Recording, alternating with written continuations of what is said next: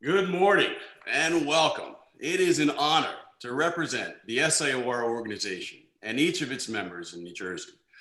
Last night, I was on the past president SIOR New Jersey website page, and I saw such names as John Ellingsworth, George Malloy, Chris Galliano, Ian Cruz, Scott Peck, Charlie Klatskin, and my own father, Ken Crimmins.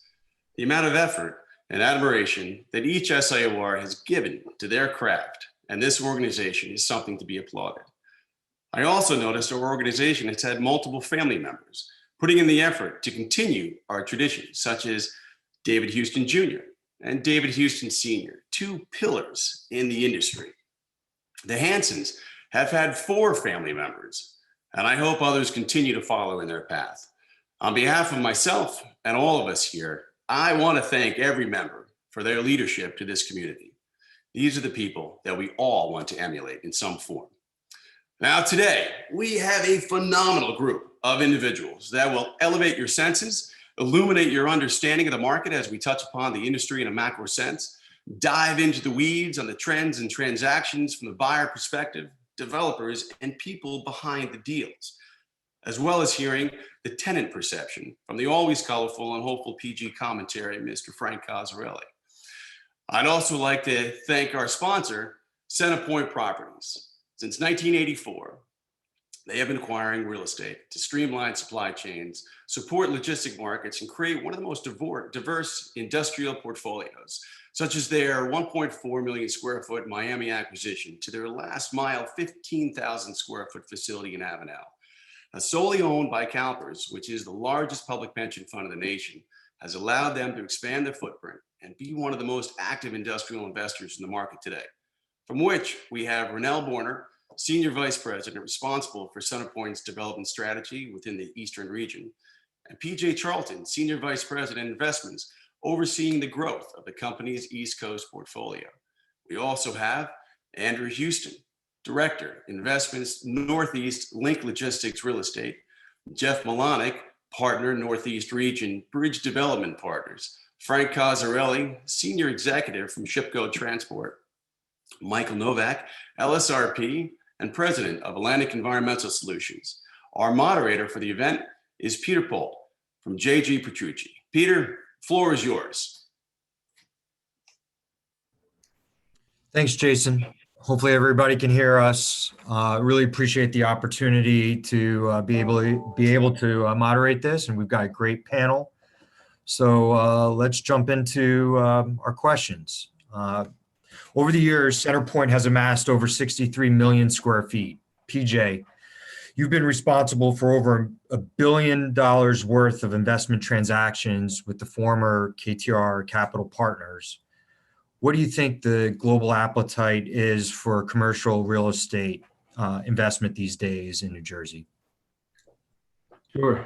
Thanks, Peter. Yeah, and I remember talking about KTR, that was a long time ago. And I remember when $1 billion seemed like a lot of capital. These days, companies like Andrews are buying $1 billion at a time. But we're active at CenterPoint. We're a national firm investing in 7 or 8 markets, typically investing between $1 billion to $1.5 billion a year between investment and development. And the global appetite for industrial right now, I think, is as high as it's ever been. I think the question is really what's driving that. And I think it's been, if you look at the stats, it's been the best performing sector for really the last 5 years, and one of the top performing sectors for the last 15 years. So, we're seeing new entrants on the private equity side, on the institution side. There's so much capital chasing the space, and it's understandable. The fundamentals are strong. The sector's,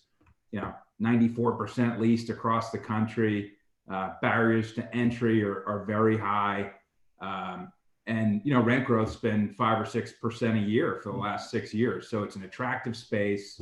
Everybody wants to be in it.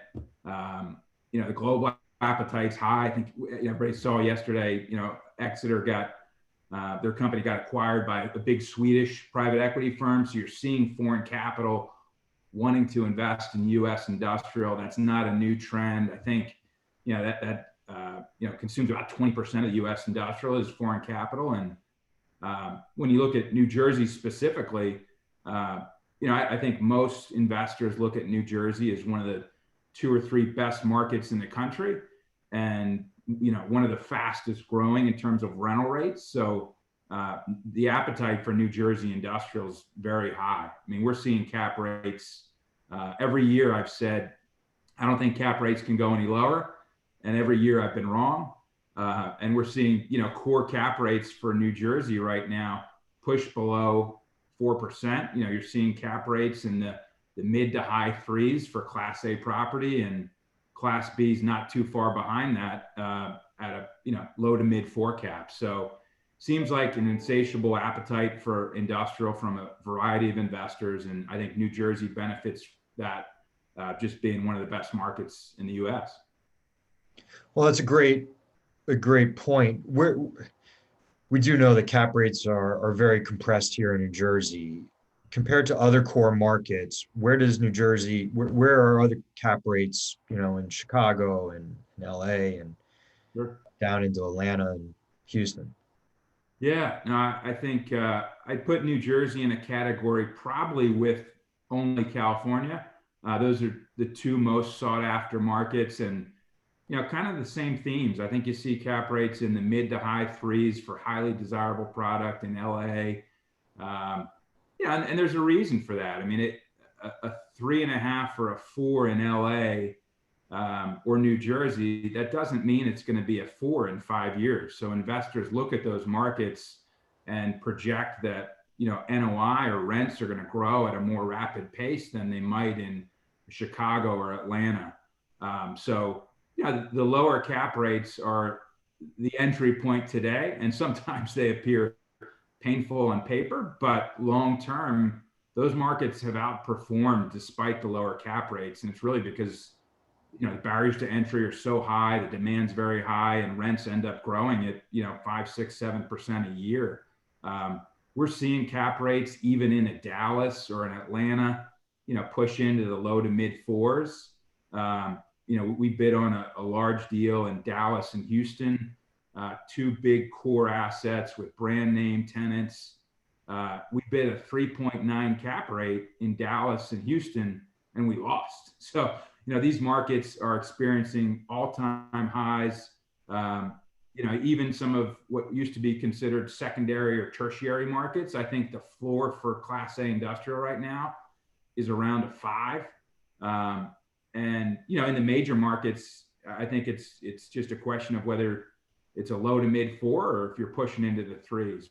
But it's certainly, there's certainly a lot of capital chasing a finite supply of deals, and I think that bodes well for people that are long industrial. Yeah, there's no doubt. I mean, it seems like every day there's a new high watermark. And as we know, these institutional investors are basing these deals on trending rents mostly. And that's painful for value add companies like me, or JG Petrucci. So Jeff, listen, you've done us a great service over the years here pushing rents. Thank you. Really appreciate it. Rents are all-time high. So where are we going? Hey, Jeff, you're on mute. 11 months into this, you think I'd have it figured out. But that question keeps me up every night. And the question also keeps me up every night is, how sustainable are we running the models that we're running on, right? And because now I've gone from 2 people when I opened the office, I've got 15 people here, and I want to make sure that we take care of families and such, right? But when I got into this, and it's funny, as I'm looking at the screen, I'm realizing, and I'm heard Jason go through a bunch of those names. I'm like the elder statesman all of a sudden. Don't know when that happened exactly. I still think I'm the 20-some-year-old kid that got into the business. But, as I look back at the career, right, I mean, you look at a market like 8A, I was thrilled, and I think George Malloy may remember this deal, did North American Phillips with him, and we were ecstatic to get a 325 net. in, you know, that would have been 1991. And we were high-fiving each other, right? Because it was like a 275 market. Today, you know, the information is that 9.25 is the ask, if not 950, down at 8A, because of what's going on. We all recognize that e-commerce was coming.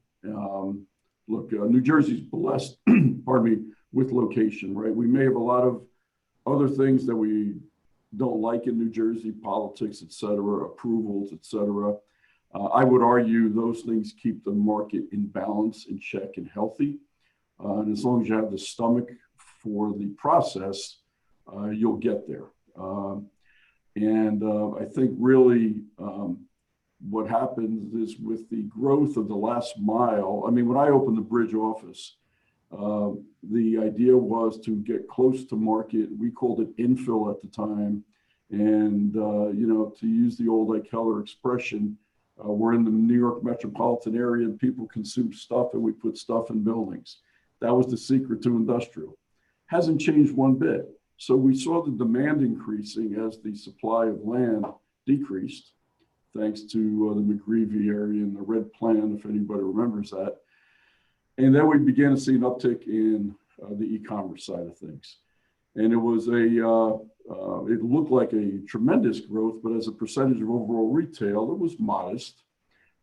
Heading into the pandemic, we had a few deals out there. I ended up losing one because the capital pulled out on us because nobody knew what was going to happen. Was there going to be rent increases? Were there going to be rent decreases? What was going to happen? And everybody was looking for, you know, we'll pick up the pieces when it's all over. Personally, I never believed it because the supply demand side of the equation is very different this time. But 60 days later, we began to see real strong interest from e-commerce based companies or companies that had an e-commerce component. And, you know, my sister-in-laws, you know, up in years, never did e-commerce, didn't want to know about it, didn't want to do anything. Hasn't gotten out of the house since COVID. Her daughter came over, said, look, Ma, here's what you do. Click, click, click, send. And all of a sudden boxes started showing up at the house. She is like the biggest consumer of e-commerce I've ever seen in my life right now. And there's been a paradigm shift that accelerated that need. And it's really justified that model. So what's happened that we see is the demand on industrial is accelerated because of that e-commerce supply side component that everybody's looking at. So we're seeing, 5-6% rent growth, but we're seeing in some submarkets maybe 20-30% increase year over year on a few occasions. I see, you know, if 8A is at 9.25, you're going to see exit 10 pushing 13. I think I've got a project finally took title to it in Perth Amboy. We're going to have a 13 handle on the beginning of that by the time we come out. And the Meadowlands is at 15 or 16 now. I heard rumblings the other day from some broker that wouldn't be surprised if you see a 20 in front of that in the next 12 to 24 months. And the other thing is when you talk to the users, because you think about sticker shock, just like, and PJ, you probably see this too, when you go to exit a deal, everybody was always worried about price per pound. The cap rate with the rate increases puts it up. And when buildings were selling for $230, $240 a foot, we were all like, oh my God, this is higher than office buildings. Now all of a sudden you're looking at $300 square foot warehouse buildings and the price per pound argument's gone away. So talking to the big companies that are using these buildings, they understand it's a cost of doing business, but for their mind is if I can buy in now and speed to market far outweighs waiting to find the right price, I'll take speed to market hand over fist. So it's just a different shift in how things are being looked at. We see continued rent growth. I mean, are we 1%, 2% on Class A vacancy from 8A North? It's in that range somewhere, arguably. So that is going to just continue to bolster rent, but it's also, unfortunately, for a lot of us, it's going to drive land prices through the roof. And that's the juggling act that we're involved with. Yeah, there's no doubt we're in this socioeconomic shift to e-commerce. It's only been accelerated through the pandemic. I think one of the things that I'm always thinking about is how does this cycle end? And one of the big indicators is inflation. We've seen gold prices really skyrocket here over the last few months. We have ongoing trade wars. Certainly in our business, we're both doing industrial and multifamily. Lumber prices have gone up 14%. We have this ongoing pandemic with, not a real clear indication of how this is going to end. And we're going through a massive political policy change. All of this creates a lot of volatility in inflation. So Andrew, I know you're really looking at this as well. I mean, how do you think this impacts our industrial market here over the next year or two? Hopefully it's going to be a negligible impact. I think the four commodities you just hit on are ones that everybody's hyper focused on, including steel. I don't know if you mentioned that, but when we're looking at our construction projects, I know PJ and Jeff are finding the same thing. We're finding that our bids that we had 4 months ago, we were going under contract, are now 5 to 6% light overall. It's, hard costs are going up 15 to 20%. They're not the whole, they're not the whole scope of the project, but we're having to reevaluate our deals as we go in to close them or we go into production, which is fine. But I mean, the strangest thing with inflation, and I think everybody's sort of been looking at this for not 15 years now, but we've had accommodative monetary and pretty robust fiscal policy for the last 10 years, trying to keep our economy growing. And everybody has sort of pointed to that and thought that this was, invariably lead to some sort of hyperinflation or increased inflation. But if you look at the CPI index over the last 10 years, it's been flat. So we've had a ton of volatility in commodities, which is causing our construction prices to increase. We really haven't seen what would traditionally be expected, meaning 3, 4, 5% CPI increases, which would then lead us to, maybe some sort of, correction in the economy. But we haven't seen that. No matter how much free, cash can get pumped into the economy by the Fed, or, what kind of, accommodative, interest rate policy we have, we don't seem to tip over into what would really become an inflationary environment and cause real sort of contagion throughout the economy. So overall, we're very confused because this is one of the first times you've seen this much sort of, I guess, the money multiplier effect has been pedal to the metal for 10 years. And we really haven't seen much in the way of real inflation. So, hopefully we continue to see that. I don't see any real systemic risk to the global economy in the next 3 to 4 years, but you're going to see some really, sincere increases in overall cost of construction. But we're all getting rescued by rent growth. So hopefully that continues so we can absorb these increases and continue to develop. But, I think the next 12 to 24, 36 months our overall industry will be fine from an inflationary perspective. Yeah, to hit on one of your points, I think, we have become accustomed to low inflation and really a Federal Reserve that has continued to print money to kind of bail out. Makes no sense. It shouldn't work, but we've gotten very, very well. Yeah, and Japan has done it for a very, very long period of time. The question is, at some point in time, we're going to have to start paying back the debt, and certainly with now the government, putting out a very robust stimulus package. It's only increasing our national debt. Ronel, the wedge of government is legit. I mean, that's the other thing I always look at. Whenever you enter a new administration, you actually have the percentage of the fiscal budget, or whatever you would call it, the federal budget of going from $4 billion to $6 billion. That becomes a much greater percentage of the overall national GDP. And when that happens, you always see a tip down into some sort of recessionary period. But unfortunately, we're already there. We're in a systemic situation right now with COVID that's causing our economy to be, I wouldn't say in recession or depression, but it's artificially, sort of constrained. I think we're going to see some good growth next year. So I see us, having a pop coming out of this situation. But, based upon all of my academic experience and my real life experience, this sort of dichotomy we have right now with real robust, $1 trillion stimulus packages causing zero inflation because we are going to have a GDP increase next year. It's a counterintuitive situation, but I think that's what we're going to face. That's great. Ronel, what do you think? It's a great question. I mean, I echo a lot of Andrew's thoughts. I mean, with the steaming flood of easy money over the last decade, it feels like we've all been waiting to see inflation rear its head. But historically, the biggest driver for inflation has been wage growth, which also has been very low over the last 10 years. But real estate in general has always been seen as a good hedge against inflation. As replacement costs go up, existing buildings are in a better position to compete against new product. Obviously, costs go up on the development side, which hurts us, like Andrew alluded to. But the hope is that rents increase in step to continue making development viable. And if we take a closer look at a typical logistics company, rents normally, Jeff alluded to, a very small component of their overall cost structure. So even if we do see an uptick in inflation and a corresponding uptick in rents, I'd expect that overall tenant demand for space is going to remain strong. So while I personally don't think inflation is a big concern in the near future, even if it does start ticking up, I think the industrial real estate sector here is going to be well positioned as a good hedge against it. That's great. Well, there's no doubt that New Jersey is one of the strongest industrial markets in the country, and it certainly has benefited from being one of the largest MSAs, great port activity, great connectivity along the 95 corridor, and even the 78 corridor now.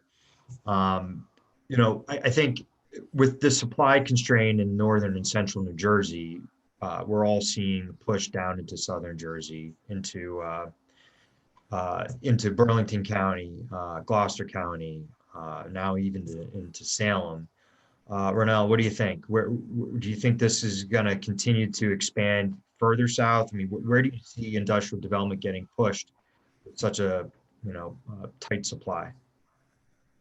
Peter, you're spot on. I mean, Burlington County's red hot right now. We're seeing record lease rates being driven by tenants who are either priced out or simply can't find space farther north on the turnpike. Major thoroughfares like I-295, the New Jersey Turnpike extension, and even Route 206 provide awesome regional connectivity and access back to the turnpike, making the location 100% viable for distribution tenants.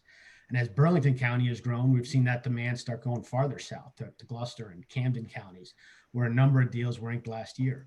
So I think it's going to take some time with a number of projects on the board to absorb all those projects in Burlington and Gloucester counties in particular. We've already started seeing some projects, like you mentioned, down in Salem County being marketed for industrial. So I do think we're not quite there yet, but I do think the time's going to come where tenant demand is going to take us down to Salem County as well. What do you think about Delaware? I think it's coming. It's going to take a little time, just a little further south. But I think the closer you are to any of the major metropolitan areas, I think the tenant demand will be there. Yeah, it certainly has a favorable tax structure. And when you're talking about Salem County, I mean, you're only a few miles into Delaware. So it will be interesting to see for sure. Well, when we do talk about tight supply here and obviously the demand for tenants really trying to stay in northern and central New Jersey, projects are harder to do, whether it's entitlements, whether it's more difficult land, whether it's environmental or, maybe subsurface. Ronel, why don't you tell us about your project over here in Newark? Thanks. This is one we're really excited about. Project you referenced is located at 49 Rutherford Street, less than 2 miles from the port. The project itself had really designed it with a lot of extra trailer spaces, ultimately providing additional trailer positions because we just think they're so valuable into today's logistics tenants. As a company, we believe that providing that excess storage space can not only help drive rental rate, but also helps make for a much stickier tenant when it comes down to renewal time. So we just recently started construction on this one, and we're expecting to have the 40-foot clear facility ready for occupancy in the fourth quarter of this year. That's great. That's great. Really exciting. Michael, you've been in the environmental business for over 30 years.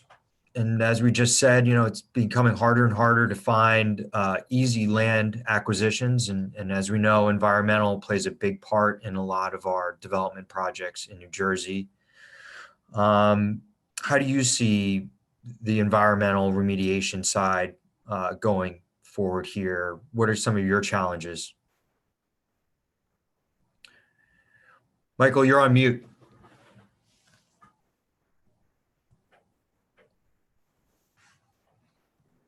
So I would say that, you know, as an opening comment, like, could you imagine going through COVID and this recent market without the LSRP program? Like, I think it would be, there's no way that the DEP would be able to keep up with these transactions. And to your point, the more and more that we're looking at new properties that are over a few acres within 5 miles of the city, like, we are bumping into very contaminated properties with high levels of PCBs, high levels of chlorinated solvents. So I think that you know, buyers should be aware, obviously, with the valuations that are out there and the prices, you can digest higher remediation fees. But when you think about it, we are, the properties that are available for sale are properties that have not been traded, and we're really running into much more contamination at the properties that are available. So just to say that, the rules have not really changed too significantly. SIOR 2.0, like the Site Remediation and Reform Act, is a year old now. The good thing about that change was that the rules actually codified that the buyers have an exemption from spill reporting. And that was always, you know, some confusion between the buyers and the lawyers. But the good news is that you can have access to the property, sample, even with an LSRP on site. You don't need to report contamination discovered. Obviously, sellers always do and property owners do. So you got to make sure that you're preparing the right agreements on the due diligence side. But it's definitely worth you know, doing more sampling than you probably did in a few years ago, because the properties that we're seeing, I have 3 sites in the last month that within a few weeks of investigation, we're seeing multi-million-dollar remediation estimates coming out, when that was really, you know, 5% or less of the deals.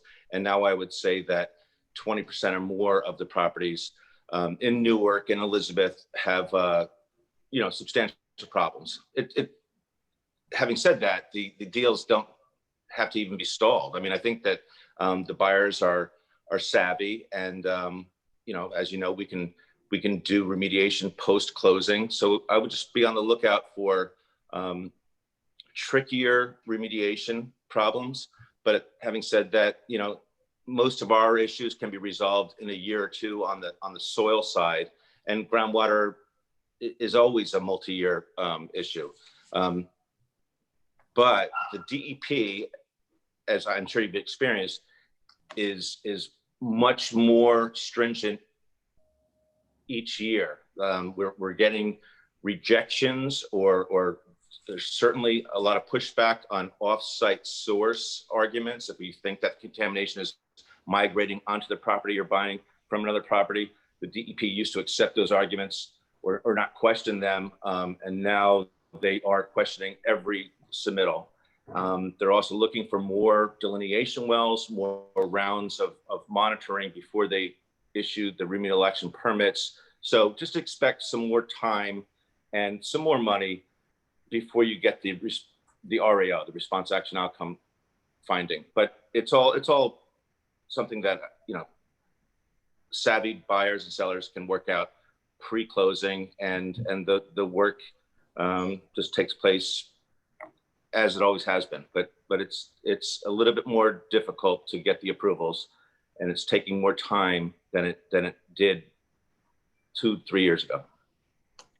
There's no doubt that DEP policy changes continue to tighten. Are there any major changes to policy that you see forthcoming here that could really significantly impact future development? On the remediation side, no. There are new changes coming to the actual remediation standards, and they're focusing on what we call the impact to groundwater standards, which are very, you know, it's order of magnitude more stringent than the residential standard. So look out for issues, you know, related to that change. But I wouldn't say that's going to change things dramatically. However, on the civil engineering side, the stormwater regulations that are coming in the next few months will dramatically change things. The days of buying a 10-acre property and dropping a detention basin in the corner of the property are over. I mean, they're talking about stormwater upgrades on a 2-acre basis. So if you buy a 20-acre property, you're going to have to, deal with stormwater on an every 2-acre basis. So I think that's going to make a substantial change to development and deals at least in the urban areas. Great. Thank you. Jeff, you continue to push the edges of the industrial market here in New Jersey. We certainly follow it closely. One deal that we were really following, and we have a project near it, was your deal over here in Phillipsburg, and seemed to be at the time really ahead of the curve, pushing out west along the 78 corridor, not quite the Lehigh Valley and not quite, central New Jersey. The deal has obviously proven to be very successful here, and was nominated as the industrial deal of the year by NAIOP last year. And by all means continues to be very successful. And I know both you and Prudential have really done a great job here, pushing rates. Tell us a little bit about the deal structure, and where you see the market moving out in Western New Jersey. Hey, Jeff, you're on mute. There we go. Sorry. Your introduction to that project, you sound just like my partner sounded when I first brought up the idea to him. Like, I know you keep pushing the limits here, Jeff, but you're kind of out of your mind on this one right now. But to me, I mean, it was a natural thing. So, obviously being a central New Jersey, northern New Jersey focus for much of my career, we also had properties out in the Lehigh Valley. And, it wasn't rocket science to figure out. You take Route 78 west to get to Lehigh Valley, and you saw everything happening. And it just seemed to me that the Lehigh Valley in Central PA was not a market I wanted to be in, because our model here is to be non-greenfield, if you will, and to be in supply-constrained markets. It took an education to explain to my partners and investors that, thanks to the Highlands Act and all those other things, believe it or not, we really are in supply-constrained market as you head west into Jersey. I like the location because arguably it's 30 minutes closer to the port, and you don't have to go through that Lehigh Route 100 congestion point. So there were a lot of good things going there. I've been following that site for damn near 10, 15 years. Anecdotally, I'm an engineer and I graduated engineering school. I interviewed up there when it was Cameron Pump, and they didn't give me the job, so I bought the property. Now, that's not really what happened, but I just saw the location. I saw a large quantity of potential buildings that could be there and develop into a park. More importantly, I love the labor dynamics out there. And if you really look at our history, and I can say now it's a focus of ours, but when we started it, it was more instinct. A lot of these bigger projects that we're involved in were stepping into older manufacturing sites that abandoned New Jersey. Well, a lot of these sites, whether it was Perth Amboy, Eport, or this site, there was 3,000 to 5,000 people employed at these sites in their heyday.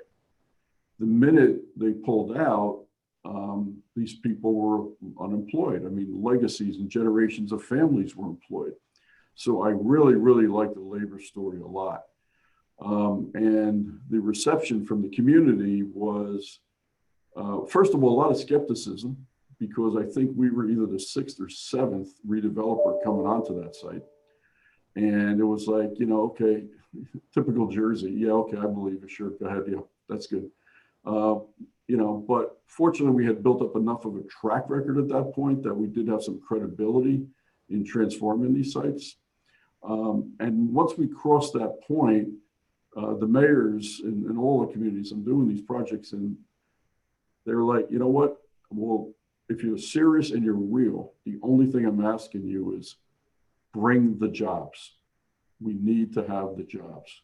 We're really hurting. And if you look at the economic situation out in Phillipsburg and Easton on the other side, they're definitely a hurting community. So it had a lot of the dynamics that we were looking for. My team did an amazing job with the project. And if you've never been on the site, first of all, you have a lot of the karst rock and the sinkholes and all that stuff, but the elevation changes on that site were anywhere between, and still are, between building pads, maybe 75 to 100 feet, depending where you are. So it was masterful from a engineering and civil point of view, but we also had environmental, right? Ingersoll Rand contaminated the site, not shockingly. The tricky part we had was Ingersoll Rand had already exited the site. Now we had to get a responsible party to step up on a time schedule that worked with us to do the remediation. Fortunately, between the Brownsfield office and the fact it was a RECRA program, we were able to get the support. And when Ingersoll Rand also realized we were serious, they stepped up because they wanted to exit the property. So while we started going through that process, getting approvals, what have you, my capital was still extremely nervous because it was uncharted territory. And, you know, we, like many of us on the call, have a longstanding relationship with the folks at Peru. And once we were kind of buttoning everything up, we entered into a forward sale agreement. That's the one you mentioned that closed, you know, last year. And it took kind of that risk off the table for us, that as long as we performed and did what we needed to do, you know, we would be able to exit. Because what Michael mentioned before about environmental and those things, he's absolutely right. And as we all know, there's two things that kill us on these projects: is unknown of environmental, to what extent, but more importantly, the 2 or 3 years it takes you to do it. The pref on that gets eaten up on these projects is unbelievable. And you can't really afford to carry a project for 2 years while you're doing it. So we minimized risk by getting into a forward. We were only on the whole project, we only slid about 60 days on delivery on that. And while we were along the way, we were able to land the first big deal out there, the Uniqlo clothing deal, which was really just immediately pre-COVID. And the minute we got into construction became COVID, which I know we'll talk about a little bit later, which threw all sorts of challenges at us. And in my mind, we reached a little bit on that on rental rate because I needed to validate the park. But once we did that with Uniqlo, then the balance of the projects, you know, with Mark Anthony Brands and Scott's, and now there's a fourth deal on the last building that's standing. They're all kind of falling into place. So needless to say, we're very excited about the success of the project. So much so to the point that our phase 2, which is about 1.7 million feet, we have a 1.4 and like a 264. We actually entered into a JV with Peru right out of the gate on this one because they are as excited about it as we are, and they really wanted to take ownership of the park because it was rare to be able to find that much density of warehouse in a single location near a large population base. So extremely bullish on it. We broke ground on phase 2 already, and we've already got people talking to us about the big building. That's great. Thanks. Frank, service, commitment, reliability, and honesty are a few of Shipco Transport's benchmarks in how you do business. Shipco Transport has made a real difference in ocean and air freight, both on the West Coast and East Coast and down in Miami. You've listened to us talk about how we're pushing rates and the tightening market. As a tenant, how do you manage this? How are you going to navigate this over the next couple of years? There's a lot of pressure on our business in New Jersey in particular. We've experienced the same type of pressure from rental rates out in Long Beach. we've managed to stay at our location in Elizabeth, which is immediately outside Port Elizabeth entry on North Avenue. We're at 699 Kapkowski. But yeah, I remind all you guys that Kapkowski, which is a 300,000 square foot building, was brand new when we first went into it. It had stayed vacant for 3 years. And Jason was instrumental in helping us negotiate the original deal on that. And we were able to get in there at a point where we could never have afforded that building, but because of the decline in the market rate, we were able to afford the building back roughly 12 years ago, give or take, maybe 13 years ago. Over time, actually, the rents have adjusted. We've gone through rounds of negotiations and renewals, and we've stayed right where we are. The problem that we confronted in our last round of negotiations was trying to factor how we could stay where we were with increasing rates. And when we started there, I think the rates were in the $6 range. I mean, Jeff talks about the old Ike Heller days. I mean, I'm sure he remembers when Ike was charging $2 or $3 gross for exit 10, exit 9. Our problem is that the further we get away from the port, the higher our drayage costs go. The higher our drayage costs go, the more erratic our ability to model our business becomes. And we end up having to make judgments that we can stabilize our costs for rent. We know what it'll be. We can project it out, so we'll stay. So we managed to adjust it. But I think what we're having is a confluence of problems right now, which is definitely stressing out the logistics market. There's a global shortage of containers. That global shortage of containers has drastically increased the rate per container by doubling it. Used to be about $2,000. It's now over $4,000 per container. Containers are basically in shortage because of what the pandemic did. They were slow in getting out of China. They get here, the pandemic hit here. They then were slow in being returned to the port because there was a shortage of labor. And over the course of time, it's just caused further and further backlogs in the movement of cargo across the spectrum.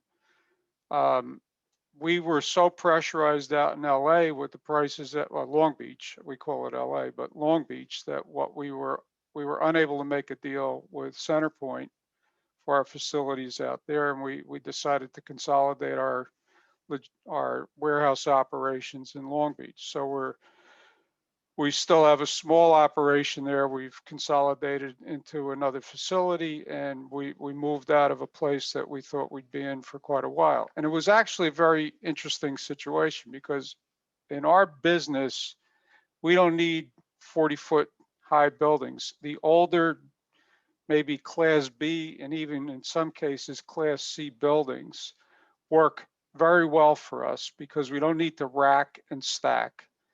We just need to be able to get our cargo in and out. We need to unstuff our containers, move them, get them onto a truck, and get that last mile going. So Long Beach was a problem. We ended up walking away from the deal. Miami, we were able to make a deal with Flagler in Miami. We went from where we were into an upgraded building, within a reasonable level of cost. So I think ultimately what I see, and it takes into consideration a lot of these factors, the price of land as it's being driven up. I mean, what Mike and Jeff have talked about is how this is driven. You see what I call garbage land, nobody would touch years ago, all of a sudden becoming highly marketable and you have warehouse projects being built. The owners are in northern New Jersey in the Port District, I think are starting to see the rates.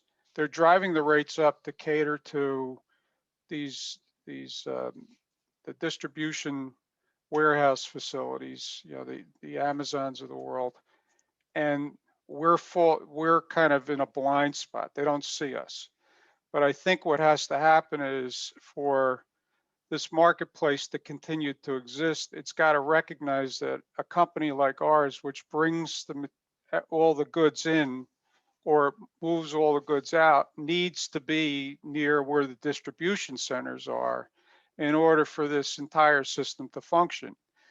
If we're not immediately nearby, it costs us way more money to move the cargo, which drives up the cost of goods, which eventually is going to create a gap in this entire marketplace. And I just think the rates that we are at now are artificially high. I don't think they're sustainable in our view as a tenant. I think you're going to find that just the way the building we were in, that we walked into on Kapkowski Road was empty for 3 years. You're going to see a situation where you keep catering to one particular client or type of client, and you become one-trick ponies. And as one-trick ponies, you become the party that's subject to the demands of your tenant. So right now, you guys are all doing well. You're eating very nice rents. We're paying it. It's stressing our business out. We're not in the same class as a distribution business. Our margins are very small. We have pressures from all cycles of our business, from steamship lines to airlines to landlords. So we work in a very tight little window. We move out of the Port District, and all of a sudden, you're going to find that these distribution centers are unwilling to pay the rates, and they're going to strangle your market. So I think you have to give some due consideration that it's just not an unending checkbook. We can't afford it much higher than we are right now in New Jersey, and we're paying a good rate. We're not paying top dollar. I talked to a landlord in Kearney, and I think Jeff or Ron mentioned it, or Andrew mentioned it, that the rates out in Kearney are up in the $15 and $16 range for new buildings out there on Belleville Turnpike. I mean, think about it.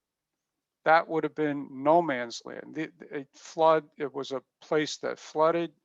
No one would have gone in there, but everybody's being a pioneer and getting into these troubled sites, putting a lot of money into them, put a lot of capital into them. And I think you're going to see that the cycle that hit us maybe 14 years ago, maybe in 2008, when you had the financial markets collapse, could be on the horizon. And COVID may be one of the factors, not the only factor that is driving that. You know, we just try and stay as competitive as possible. We drive hard bargains because we have no choice. And at some point, we will get to a point where the Port District becomes unaffordable to us if it keeps going in this direction. That's great. Just a quick follow-up question for you, Frank. With autonomous driving continuing to be a leading technology, do you see this maybe solving some of your concerns and issues? Well, there's still fuel. And if you look at the price of fuel right now, even though from an economist standpoint, we say, well, there's no inflation, fuel costs are being driven up. Why that is there's a lot of reasons not germane to this conversation. So autonomous driving is, you may be replacing labor costs with technology costs. And Yeah, I read the NHTSA report about autonomous driving. Autonomous driving still requires a driver. So you still have a labor cost. You have a high technology cost. The systems for them to work, I think, where they would have an impact on us would require a high level investment from government, from manufacturers of vehicles, and then I think you would see some decline in the cost of transportation. But I can tell you right now, drayage costs are on the rise.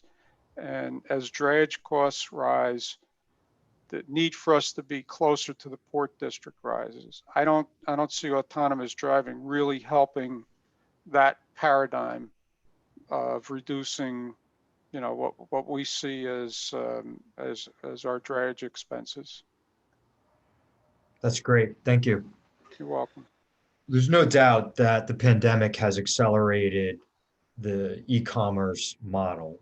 The e-commerce model was certainly very robust before the pandemic, and it was going to continue to increase, but it has certainly accelerated the expectations. And I've seen reports indicating that we might need another 1 billion square feet over the next 5 or 7 years, which is just unbelievable, hard to fathom how the real estate industry can support that if that is the case. One question that we're always thinking about here is, how long does this trend continue? At what point does e-commerce maybe start to flatten out? Andrew, what are your thoughts? Well, we're tracking the same thing everybody else is. We've seen the last 5 years have, sort of geometric growth with the e-commerce demand within our portfolio. I think at some point everybody's, starting to see maybe 4 or 5 years downstream have some sort of a retrenching or a turn down from the major e-commerce group that we're seeing absorbing a lot of primary and secondary market space today. But fortunately, over the last 12 to 18 months, we've seen new entrants. So we've seen people like Walmart step on the gas. We've seen people like Alibaba kicking around. So what we're seeing is I don't see us in the next 4 or 5 years seeing any kind of substantial reduction in that gross national demand that you just mentioned. So I think we're bullish about it. I think we're also cognizant of the issues that Frank was just alluding to with sort of more traditional distribution tenants and profitability for them as well. So there's going to be regulators on rent growth for sure, but I think I don't know if anybody else in this panel disagrees with me, but I do think everybody's cognizant of Amazon getting saturated, but we do all feel that there is a robust backbench group that's trying to catch up and that will backfill that national demand going forward. It's great. One of the things that we see a lot of now with our project down in Logan is really how food distribution is changing. Jeff, where do you see the cold storage market going here? Go ahead. Almost got it. We're real bullish on it. We announced 6 months ago or so a joint venture with Pru on the cold storage platform. Fortunately, my partner and I here in Jersey, as a result of experiences at Heller years ago, have quite a bit of experience in the cold storage market. So for us, it was just a natural progression. The trick to it was, once we announced that we had the platform, we would identify, or actually I should say prior to the platform, I identify a site, I'd start working through the approval process. And because arguably the cost to build a building is twice as much as a dry building, if not more, and what temperatures would you build it to, we would try to wait for and market to a spec user, not a spec user, an actual user. And that process, as we know, takes a very long time. Inevitably, what happened was the demand was so strong for dry that we looked at it and said, based on my pref conference comment before, I'm not going to wait around for this thing. I'm just going to go ahead and do a dry building. And that worked out well for us. The game changer, as we see it now, is that with Pru, we will be able to spec a cold building. which will be really an interesting thing. We see the demand far outstripping supply. If you look at the stock is old, the stock is dated. The preferred freezer model is really the model now, 60-foot clear. They happen to be a 3PL. Obviously, Lineage acquired them, and they're growing that business. So there's a strong press from institutional capital to be in that marketplace right now. We like it. The rents are there. The buildings are expensive to build, as I said, but well located near ports.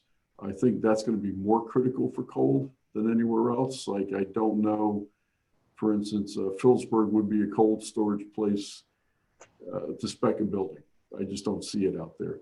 But I see it on the 95 corridor close to the market. And we've got a few sites right now we've circled. We're working on some plans for them. And we're excited about the opportunity because, again, supply demand, people are here, they're consuming. Whether it's a fresh direct or something different, the need for cold storage of a product and food is going to be here for the long term. So we're bullish, but you're not going to see the wave of development on those that I think will see continued on the dry side.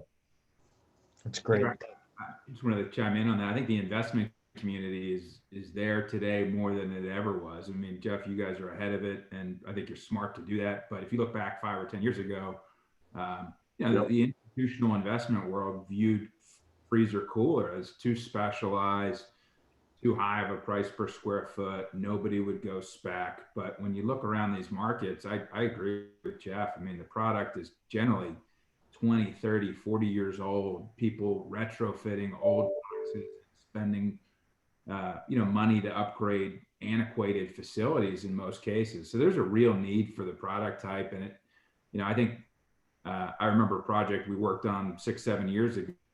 At that time, it was a build-to-suit for preferred freezer. And when we were looking to exit it, you needed to offer spreads that were 200 to 300 basis points higher than what I traded for, just to get any interest. And, I think everyone's watching, and I think these spec projects will do well. And my guess is that those spreads are gone, and investors are willing to probably invest for a 50 or 100 basis point premium compared to dry, if that. So I think that the capital's there, and that's new. That's a new trend that we're seeing today. Yeah, you're 100% right. Just reiterate what PJ and Jeff are saying. We're seeing this just in real time in our asset management calls, regionally and nationally, where we're building about $2 billion worth of product across the country in all the primary markets. And I'd say every third building we're building, we're now trying to figure out whether we can retrofit it midstream, because the group that's come at us most aggressive at least is a refrigerator or temp controlled user. It's legit. It needs to be something that we're all focused on, and I think it's a great opportunity for growth within our industry. PJ, I think you hit on some great points with cold storage, and would love to understand, is CenterPoint really looking at doing more cold storage type projects? What would you do on spec? We've always looked at it, and a lot of the users that are coming in don't have great credit and are very thin margins, so they're high volume and low margin business. How do investors wrap their brains around this?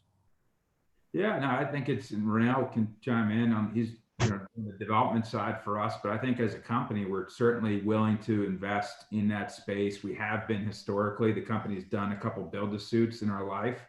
And we've also bought, I'd say, 3 or 4 large grocery distribution centers in a Miami or a New Jersey or an LA, that it might be a 1 million square foot building on a 50 or 60 acre campus, and it has a couple 100,000 square feet of cooler freezer that, in past lives you'd look at and try to underwrite that as dry, but there's real value there. So we have, I'd say, I don't know if the percentage is 5 or 10% of our portfolio, but there is a willingness, and we're certainly, willing to look at box in box. If we're building a spec building dry, are we Are we out building spec cooler freezer? Not yet, but I can say that the company's sees the opportunity and recognizes the demand. And, you know, CalPERS owns our company and they want to invest more in that space. And we're certainly looking into it.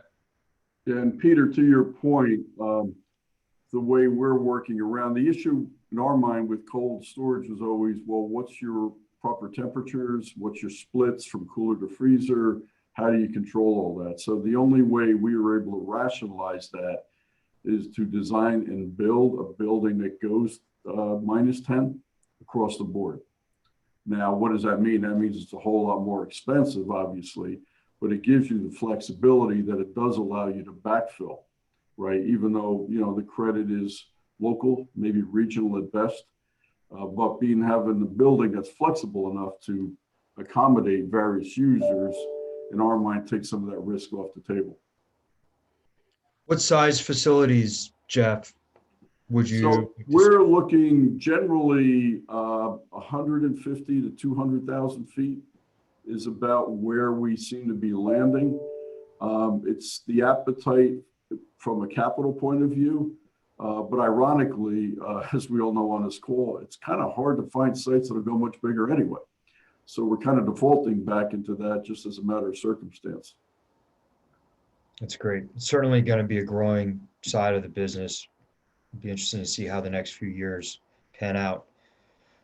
I think one of the big topics in the industrial arena today is, as we continue to see supply constraints and increasing demand in New Jersey, is the area of redeveloping antiquated properties. And quite frankly, a lot of those are larger retail centers. And we started to see a few of those projects happen here in New Jersey. Ronel, where have you looked at this? Are you working on any projects like this? What do you think some of the challenges are in trying to redevelop these properties? So yeah, we've looked at a few. Just making sure the mute's off. Wanted to make sure I can go through a whole meeting without having one of those snafus. Feels like it happens every time. So we've looked at a few opportunities and starting to see more and more of them. In general, these assets tend to be located near more densely populated areas, big retail malls, et cetera, and close to major thoroughfares. So they present natural opportunities for industrial distribution conversion or industrial redevelopment just by the nature of what they were originally intended to be and for the people they were intended to serve. So in some instances, certain industrial tenants are able to make the existing standalone big box retail buildings work as converted distribution centers. Jeff, I think you guys have been successful in a couple of those. But more often than not, the challenge really tends to be in working through the underlying retail leases to vacate the property and ultimately redevelop it. So the good news tends to be that zoning on most of these properties either already allows for industrial distribution or local municipalities are amenable to allowing industrial use because of the existing commercial nature of the site. And like Jeff alluded to earlier, they're looking for jobs and they want to maintain a rateable on these properties that are ultimately dying. Yeah, no doubt. Andrew, I know your group has really focused on redeveloping antiquated office space. You know, certainly, you know, the other industry that could significantly shift here permanently through when the pandemic ends is less people going back to the office. So why don't you talk about your company's strategy and what you've done recently? Well, like everybody else, we're scratching and clawing to find opportunities, and one of the opportunities that, you know, not just Link Logistics, but a few other folks nationally have been taking advantage of is the dislocation from the office market. And so we've sort of leaned in on a few different sites which were entitled 30 or 40 years ago. Jeff would remember when this was all done, but this was the old Bell Mead stuff in Lyndhurst, and lo and behold, it's all industrially zoned. It was a layover zone for the office to get that built 30 years ago. And it's a simple, easy investment committee decision to just lean in and demo a property that, you know, really doesn't have any economic value, and lean in and you know, buy it and convert it back to industrial. You know, there's a lot of challenges, as Peter, you know, you're helping us out on one of those from a geotech perspective, but you know, it can be a little bit simpler from an environmental perspective. So it's a double-edged sword. You've got geotech to worry about. The environmental typically is a lot simpler, but with anything else in the state of New Jersey, it doesn't matter what you're doing in development. Things take longer. Things are, challenging, and it is creating natural barriers to entry, which I think is great for everybody in our industry. But we're going to continue to look at retail opportunities as well. We've looked at a number of different, mall opportunities to either demall something. None of us did this deal, but the most interesting one in the Metro New York area is the Westfield Mall on Long Island that was just transacted, and I think a couple people on this call might be involved in that deal. We're not, but we did take a good hard long look at that. And taking a 6-year run to de-tenant a mall for an amazing industrial site would be nothing any of us would have looked at 12, 24, 36 months ago. But today people are thinking long and hard and starting to make serious investments into doing just that. So it's something we're cognizant of, and we're going to continue to chase after for sure. That's great. Andrew, I just want to chime in on that. Are you dependent? Do you find that you're dependent on financial agreements from local municipalities in order to make these deals work? Not the ones we've done so far. We haven't been relying on pilots yet. We're hoping for pilots. We haven't been looking for TIF financing or anything else. Thankfully, rental rent growth has really helped everybody swallow these additional land costs, either from an environmental perspective or demo perspective or a timing perspective. But no, we haven't underwritten any of that. We're hoping for some help for municipalities, but we're underwriting, not getting. That's great. I think we've got time for maybe one more question, and we'll wrap things up here. Jeff, with e-commerce really trying to push the cube space in warehousing and the ongoing increase in automation, where do you see this going? I mean, there's certainly challenges in doing it depending on where you are with power supply and things like that. Do you see the cube space growing, clear height? I mean, I think it's pretty natural now that 40-foot clear seems to be becoming more the acceptable clear height for at least bigger box in core markets. What are your thoughts? Yeah, as pretty much everybody knows, I've always been a proponent of cube from the early years, and still continue to be. It was interesting when I first met the folks from Bridge talking Chicago. They're saying, well, we're going to build 32 clear. I said, that's a big mistake. Because in the Midwest, by and large, 32 clear was the gold standard. They've since increased to 36. We immediately came out on, boxes of 150, 200,000 feet going 40 clear.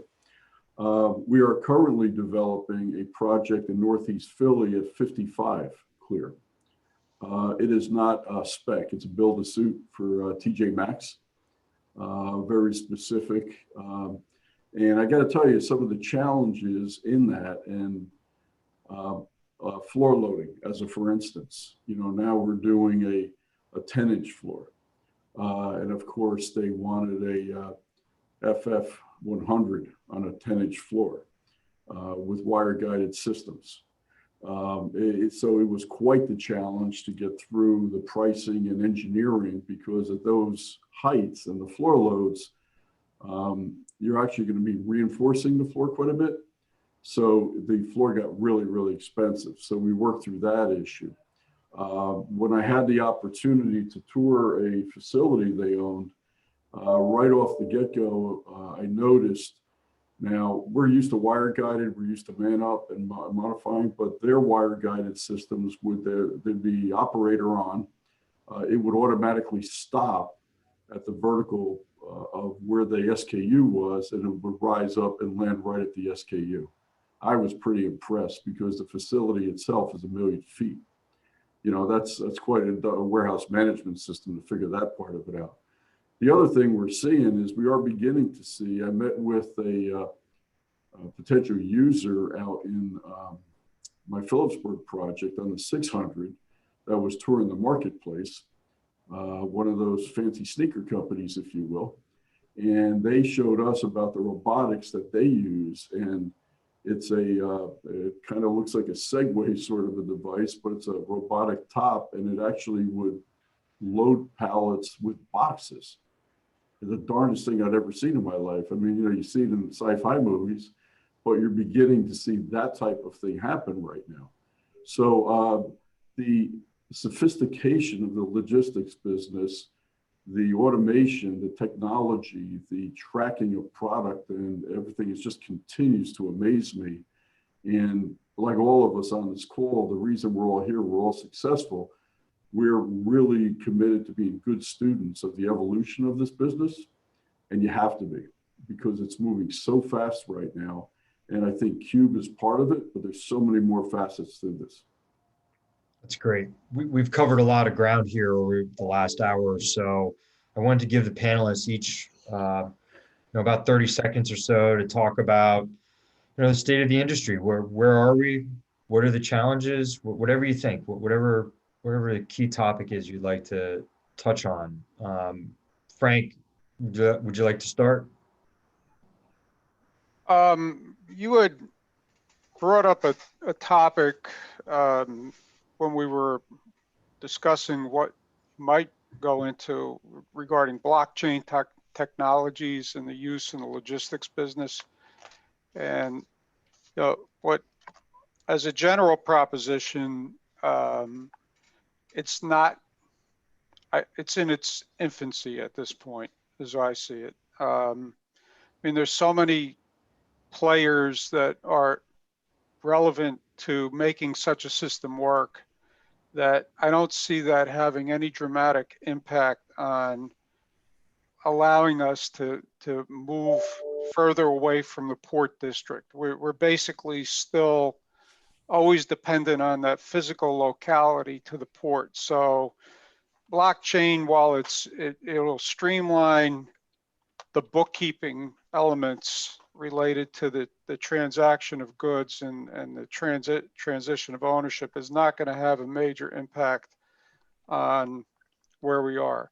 What I found most interesting in this pandemic was that while we have two components to our business. One is basically the paperwork side of it, which is what Shipco does. And the second side of it is the physical management of cargo.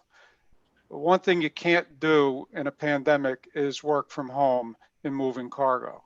So we've had to manage our business with people in the workplace, in warehouses, with basically uncontrolled, not uncontrolled, but that's a poor description.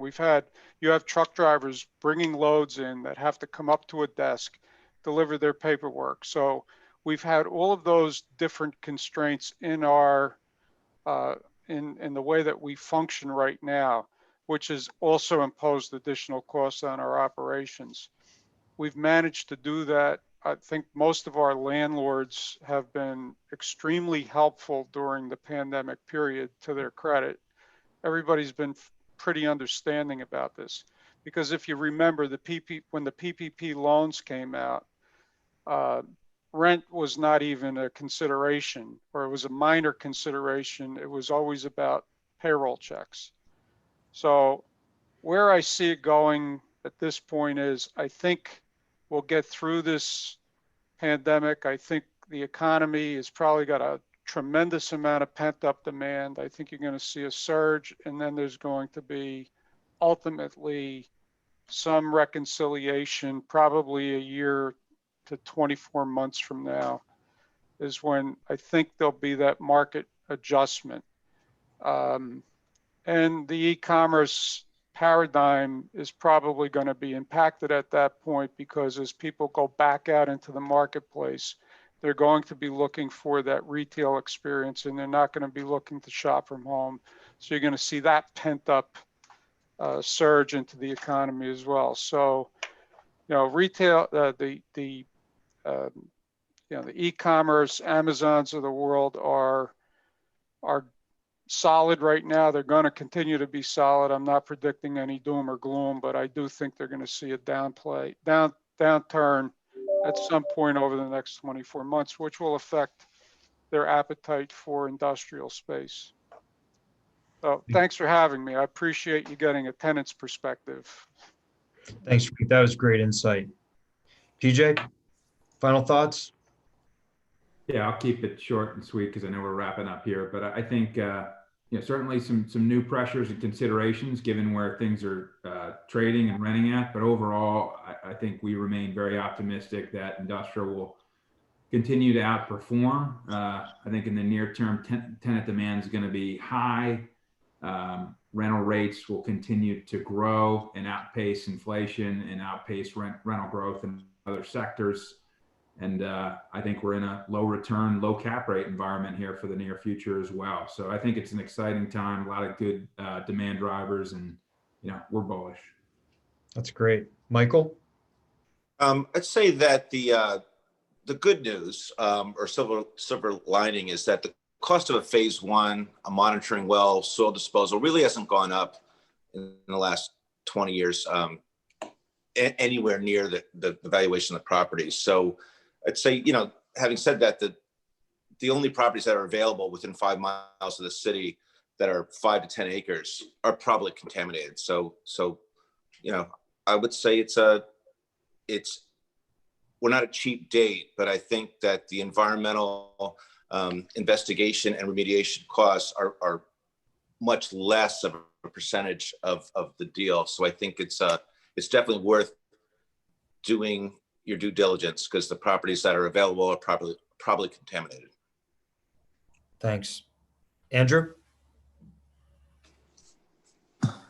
I'm going to mirror a lot of what PJ just said. We're seeing a lot of positive momentum in the industrial industry based upon the capital inflows that we're receiving on a monthly basis, and our allocations to industrial. We're going to be continuing to try to aggregate good risk-adjusted return as we can find them, and that's really the biggest headwind we've got from our platforms is continuing to find good risk-adjusted returns because. At this point, there's been a lot of consolidation within the industry, and a lot of the product around the port is institutionally owned already. So we're going to keep our nose to the grindstone, though, and we'll figure it out, and we're excited about 2021 in general. That's great. Ronel? Yeah, I'll echo a lot of what Andrew and PJ already said. I think overall the outlook for the industrial market remains strong. Although I think the dynamics are going to be market specific. Overall, I think tenant demand will continue to keep up with supply, and institutional capital is going to continue flocking to the asset class. On the development side specifically, I think we're going to have to keep a close eye on land. As we've all said, land prices continue to go up. In some markets, they're up 100% in 2 to 3 years. So we're going to have to continue seeing some rent growth to continue making those investments make sense. But big picture, I think the industrial market remains strong, and I think we should be good here for the next couple of years. Thanks. Jeff? Obviously concur with everyone, and the point PJ made on pricing and cap rates and all. It somewhat, yes, it is a headwind, but the other thing we're seeing is the institutional capital is analyze the asset classes we discussed earlier and recognize they are so underweight in the asset class, number one, but specifically in the core markets we're all operating in, that they will be here because they do recognize it is a very stable rate of return for them. So we're seeing more capital come to us. Matter of fact, we'll be expanding our platform beginning this year and forward by adding additional capital sources to our own existing platform because we've been a development-driven company and challenged to do existing asset acquisitions for that. But we've got so much interest from that. So I see the capital side continue to be very strong. We talked about supply demand economic dynamics in Jersey. That's going to continue to be there.